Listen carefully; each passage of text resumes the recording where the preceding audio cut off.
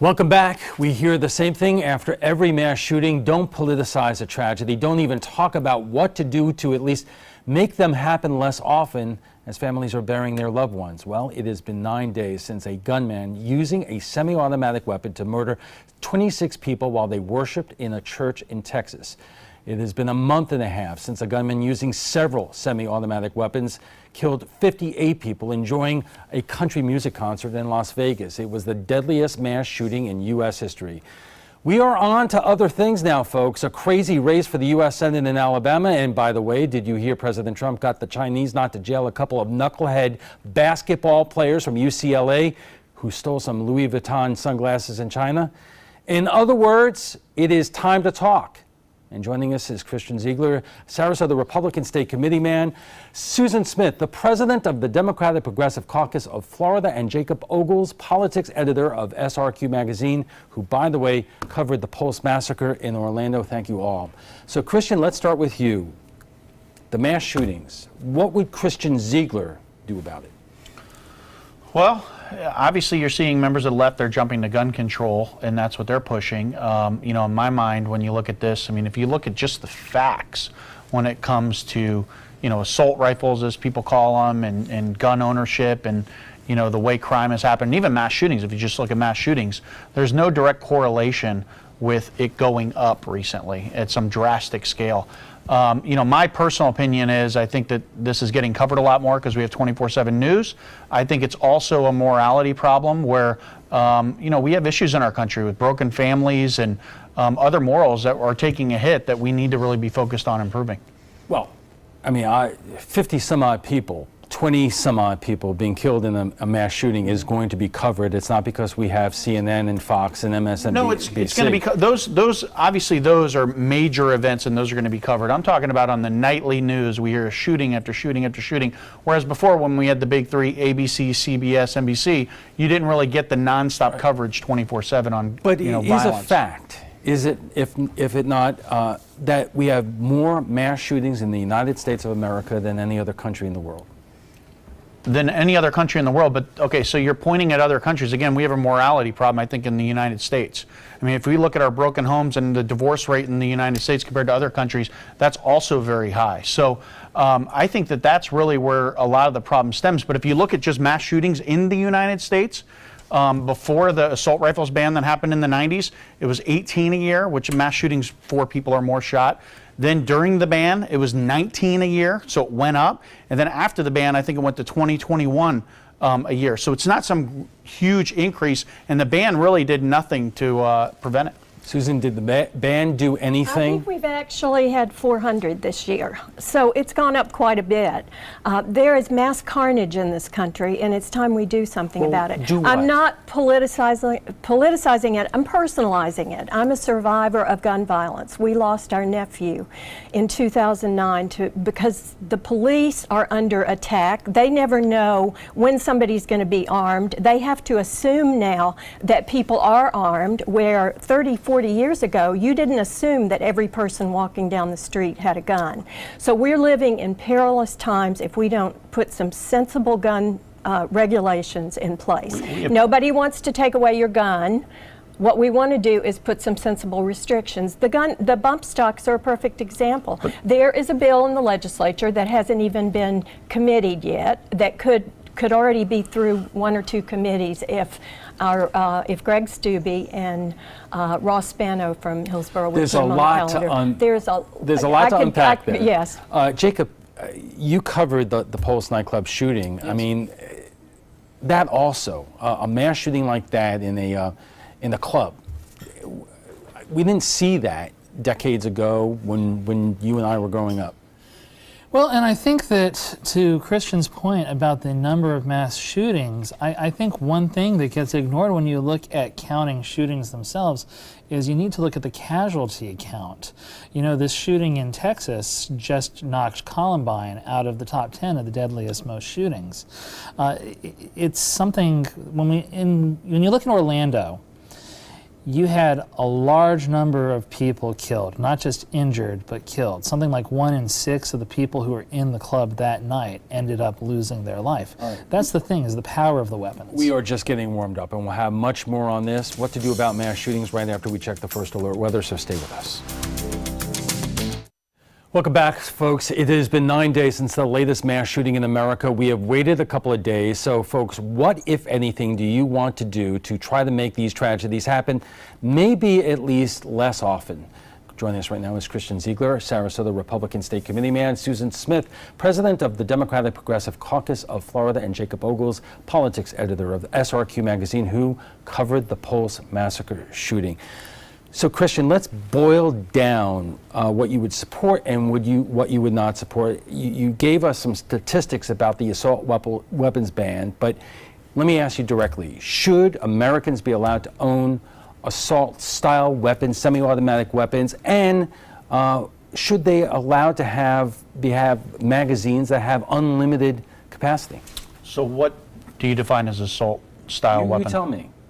Well, I mean, that's the question you is... do know AR-15s were used in both Texas and in Las Vegas. Okay, so when you look at like an assault-style weapon, which is a term that is made up that's really to try to paint these rifles as negative in a way as you can. And all it is they put a pistol grip on a semi-automatic rifle. Semi-automatic rifles are hunting rifles. So what do we say? Well, guns without a pistol grip, you have to ban. No one really can figure that out. But since they're painted black, should we ban them? I mean, well, let's narrow it down. Yep. A weapon that has the capability of holding a magazine that has anywhere from 10 to 100 But rounds. see, and here we go. We're focused on the weapon and we're not focused on the individual. I'll tell you, like for the AR, you want to ask me what would I support and what would I oppose? I would oppose banning quote-unquote assault-style rifles. I don't think that's going to do anything, and not to mention Stephen Williford. I mean, we haven't even talked about him. He hasn't really been talked about in the media that much outside of a couple days. This is an individual that lived across the street from the church. He was an NRA firearms instructor, and he grabbed his AR, went outside, and he stopped that shooting. And he wouldn't have been able to stop it unless he had an assault rifle. Stop it. No, well, yeah. we don't know, right? Because that person was the shooter was going. Hold on, let me finish. If everybody were an NRA instructor, I might not have a problem with the proliferation of guns, but everybody's not.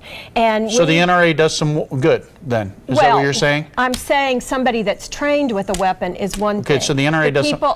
So back to what I was going to finish. Now, is this individual was? Hold on, let me finish. It's an NRA talking point. That all the things you're saying are NRA. No, it's a fact. Stephen Williford was at his house. Let's just get the facts out there because a lot of people don't know this. And if you actually know what the facts were, the shooter was in the church. He came back out to his car. They don't know if he was planning on leaving or reloading, but he had extra guns. He had extra ammo in his car, and that's when Stephen Williford grabbed his AR, went outside, and he shot that individual, which caused him to flee. Jacob. That's what happened. Facts.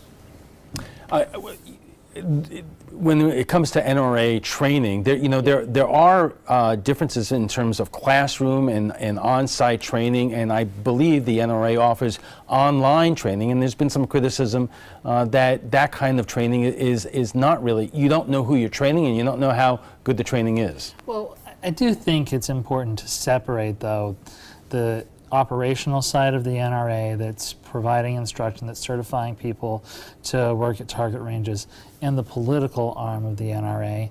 Of course, I'm not even certain that it's fair to totally throw all this on the NRA, which is an advocacy organization.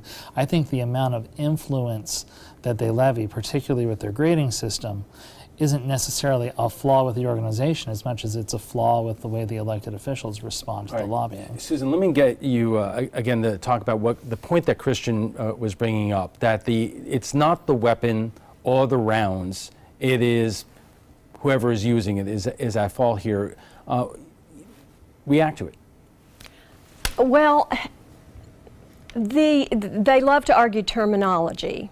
The other side, the pro-gun, pro-violence people is what I like to call them. Second Amendment. No, well, I'm pro-safety. That's my position.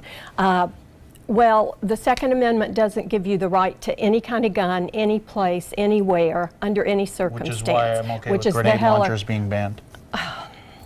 So that's what we've come to. That's our compromise point, is grenade launchers we can agree on. No, fully auto rifles, they're banned. Okay. That's fine. Okay. All right, let me ask. So let me correct something first. Sure. I said 400. That was 400 casualties from mass shootings, I think, this year.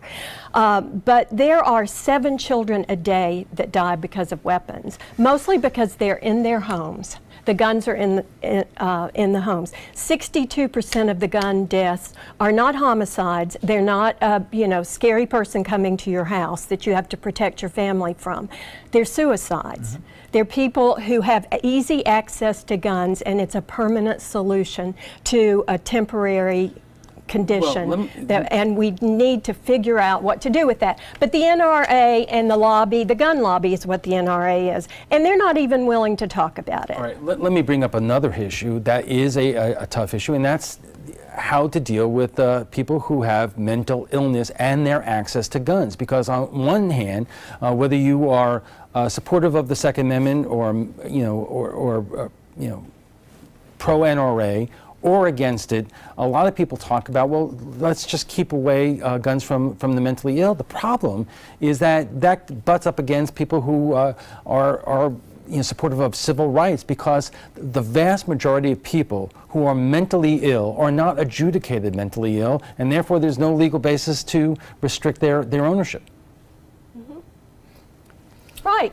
So we also don't fund mental health. So people can't even see a doctor. It's my understanding that the shooter in Texas had tried to see a psychiatrist and was trying to get money from friends because he knew something was wrong. And but he couldn't get the help he needed. So we've got, we need a comprehensive solution. Just doing one thing won't help. Just banning grenade launchers is not going to help us stop those 7 children a day from dying. Christian, let me ask you this. Would you be willing to look at a system or a method that bans people who have mental illness, who may not be Baker Acted or adjudicated, from owning a firearm? That's a tough issue because, like you mentioned, I mean, you start infringing on individuals' rights, and obviously, no one wants someone that's totally crazy running around with any kind of weapon, whether it's a gun or anything else. But I don't believe that additional laws are going to prevent what's happening right now. If you look at the national database, this is something I actually talked to an individual that owns a gun shop, and the national database that we have should have caught this individual in Texas. But what happened was the Air Force, there was a lapse there. There was a failure there. So we have laws in place that would have prevented this, may not even prevented this, but it may have prevented him from actually buying a gun, that are in place that failed us. Those laws failed us. And he still carried out the shooting. Excuse me? Should they have stopped him? Do you think that there should be a law in place that should have stopped that individual? Well, it's already in place that he was convicted of domestic violence. He should have been flagged. The Air Force dropped the ball and didn't put him into the national database, and then that didn't notify anyone that he shouldn't be buying guns. The Las Vegas shooter? Why didn't they have? If we had had records, we would have known about these purchases he was making and the ammunition he was buying. A purchase isn't against the law. Domestic violence and is. That's where exactly you start running into an issue. That's exactly my point. But Christian, hold on one second. Yeah. And Jacob, I have a question for you as well. Shouldn't it be a red flag of an individual who is buying, whether you call it assault weapons or large capacity magazines, to the degree that most people wouldn't buy them and don't need them, that in and of itself, should that be a red flag? No. The Second Amendment is clear that we have a right to bear arms. It doesn't have any stipulations in there. And when you start talking about should it be a red flag, why aren't we talking about the First Amendment? There's a lot of people that say a lot of crazy stuff that ends up turning into violence. And why don't we say, well, you can't say these words or that word? Jacob, that leads me to my next question. We talk about this, we argue about this, and nothing gets done. It doesn't get done in the Florida legislature or in the United States Congress. And is the reality that we're facing simply that, and a couple weeks, couple months, another year goes by, and the same thing will happen again? Well, that's one of the frustrating things about the notion that we shouldn't ever have these conversations too close to shootings, because shootings are coming with smaller intervals all the time. But also, even when we have conversations, I think when we're talking about how some of these shooters shouldn't have been able to get guns according to the law anyway, it's ignoring that we have active things put in place to stop these databases from being cross-referenced properly. We have a lot of things that just aren't getting shared, and if you can't even enforce the laws that we've agreed on enacting, that's a huge problem. All right, we have to take another quick break, but we'll be back for final thoughts when we return. And our guests join us right now for final thoughts. So I'm going to ask you all similar questions. Susan, I'll start with you. If you could do one thing to make these mass shootings happen less frequently, what would that be? Elect a leader that has the courage to force the issue somehow and to force the conversation. We don't have national leadership on this issue. But if there was one thing you could do away with or one policy that you would support, what would that be? Probably the, well, I can't say just one. I would do better background checks, universal background checks, which actually 82% of gun owners agree with. Okay, Christian, if there was one thing you could do to make these mass shootings happen less often than they do, what would that be? Not give the killers so much attention, and then, but on the flip side, have the government and all the authorities really dive into why did they do this? What were their motives of the individual? You don't think the FBI and the... I mean, well, look, Stephen Paddock, we're a month out. We have limited the National Institutes of Health from researching. But look, Alan, question. This is, even this discussion, like we're sitting here talking about guns, we're a month out after that shooting in Las Vegas, a month and a half, and no one's talking about Stephen Paddock and what was his motive, what drove him to do this. Everyone immediately jumps to what guns can we ban, and I think that does a disservice, and we don't jump in. Is it mental health? Maybe so. Then we have a debate on that, right? But we don't have debates on that. We're talking about banning all these rifles, and you know, rifles that weren't even used in the shooting is what we're talking about. I don't have the ability to do a mental health deep dive into that man, and I don't even know his name. You know his name, so you're reading more about him than I am. So yeah, I don't even know who why he did it, and there's no information. Well, there's no information yet. We don't know what they're investigating. Because we're not demanding it. That's the problem. From your experience covering what happened in Orlando Pulse and your other reporting on this, what's the one thing you would like to see that we're not doing? Something. And I know that may sound overly vague, but the problem right now is this conversation is being stopped dead in its tracks. There's no other issue where people are unwilling to try laws that are experimental, to explore things that you can do. We've had very little motion on gun control in the state of Florida and most of the South, certainly, for the past 16 years. Unfortunately. Well, if you'd like to join the conversation on tonight's topic, and I just totally suspect that some of you might, just visit our Facebook page at facebook.com/mysuncoast.com.abc7, and FYI, you can watch past discussions on demand. They're available on Apple TV, Amazon Fire, and Roku.